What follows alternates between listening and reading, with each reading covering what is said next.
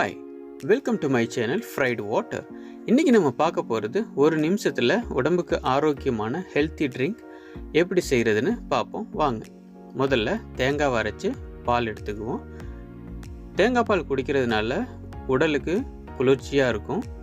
Ulcer வயிற்றுப்புண்ணுக்கு ரொம்ப நல்லது. உடல் எடையை குறைக்கிறதுக்கும் உதவுது. தேங்காய் பால் வீட்டிலே ரெடி பண்ணுங்கள், கடையில் வாங்க வேண்டாம். தேங்காய் பாலை நல்லா ஸ்ட்ரெயினரில் ஊற்றி வடித்து எடுத்துக்குவோம். மிக்சியில் மாம்பழம், தேங்காய் பால், வெல்லம்,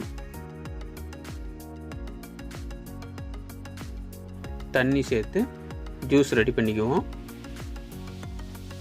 வெல்லம் உடம்புக்கு நல்லது, அதனால் நான் வெல்லம் சேர்த்துருக்கேன், சீனி போடலை.